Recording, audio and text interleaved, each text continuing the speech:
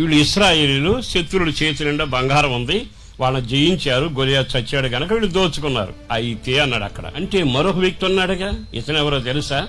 జయించిన వీరుడే, కానీ ఇతర చేసిన పని ఏమిటంటే ఆయుధాలన్నీ, ఎవరి ఆయుధాలు?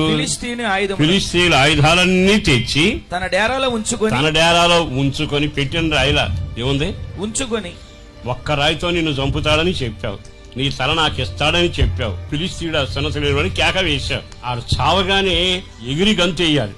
కానీ మనోడేం చేశాడో తెలుసా?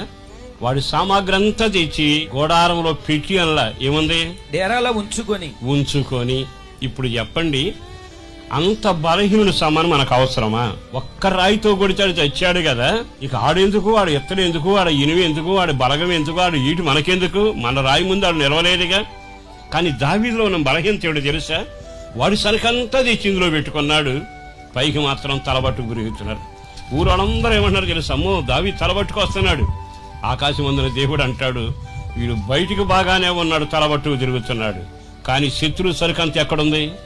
మన జీవితంలో భక్తి గలవాడమే. ఇదిగో తల, ఆ కార్యం జరిగింది, ఈ కార్యం జరిగింది, ఈ కార్యం జరిగింది, మేము అక్కడికి వెళితే ఆ పని జరిగింది, ఇక్కడికి వెళితే ఈ కార్యం జరిగింది, ఆడికి ఉద్యోగం వచ్చింది, వీడికి పెళ్లి అయ్యింది, అక్కడ సేవ ప్రారంభం, ఇక్కడ కార్యక్రమం అన్ని బాగానే, తల బాగానే ఉంది.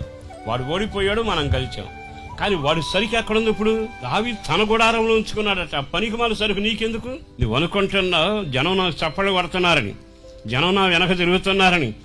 జనం కేకలు వేసినా, తలను చూసినా వాళ్ళు సంబరపడ్డా, నా దేవుడు తలను చూడరు, నీ గుండెను చూడరు. నీ గుడారంలో ఉన్న సరుకు ఎవరి సరుకు నీ దగ్గర ఉంది? దావీదు దేవుడికి ఇష్టడు కదా, పాటలు పాడావు కదా, గొప్ప యోధుడు కదా, యుద్ధాన్ని చేసిన వాడవు కదా, మరి ఇంత గొప్ప కార్యం చేశావు. మరి ఏమిటో నీ జీవితంలో పిల్లలు తరుముతున్నారంటున్నావు, కలవరం అంటున్నావు, ఇంటి బట్టలు పడుకోవట్లేదు, నిద్ర పట్టట్లేదు, చీకటికి అమ్ముకుంది అంటున్నావు, జనం తరుముతున్నారు అంటున్నావు. గందరగోళానికి కారణం ఏమిటి? నీ గుడారంలో ఏముంది? ఏ ఫిలిస్తీయుని చంపావో, ఏ అపవాది మీద జయం సాధించావో, ఏ పాపం మీద జయం పొందావో, ఏ చీకటి కార్యం అంతరింపజేశావో, మరలా వాడి సరుకు నీ గుడారంలో దాచుకుని ఉంటే నీ గుడారం వర్ధిల్లుతుందా?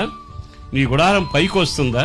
నీ గుడారం నెమ్మదిగా ఉంటుందా? చేతులు జోడించి ఓ సేవకుడిగా, పెద్దవాడిగా బ్రతిమలాడుతూ చెబుతున్నా, నీ గుడారములో ఈ రోజు నుంచి ఫిలిస్తీయుని సరుకు తీసివేయబడునుగాక.